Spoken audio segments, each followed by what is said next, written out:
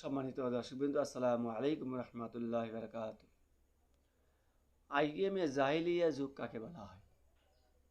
অনেকে প্রশ্ন করেছে, হুজুর আইএমএ জাহিলিয়া বলতে কি বোঝায়? এটা প্রাচীন কথা, নতুন কথা নয়। আইএম শব্দের আইএমএ জাহিলিয়া হচ্ছে, অর্থাৎ ঈসা আলাইহিস সালাম 13 দানের পর, অর্থাৎ আল্লাহ আসমানে তুলে নেওয়ার পর থেকে শুরু করে হুজুর মুহাম্মদ সাল্লাল্লাহু আলাইহি সাল্লামের জন্মের আগ পর্যন্ত প্রায় 500 বছর ব্যবধান। এই সময়টুকে আইএমএ জাহিলিয়া বলে, কারণ এই সময়তে কোনো সতর্কবার্তা আর আসে নাই। ফলে মানুষ আস্তে আস্তে আস্তে আস্তে পথভ্রষ্ট হয়ে গেছে, কুসংস্কার, বিভিন্ন কুকামে লিপ্ত, জঘন্য কাজে লিপ্ত। তাই এই যুগকে বলা হয় আইএমএ জাহিলিয়া।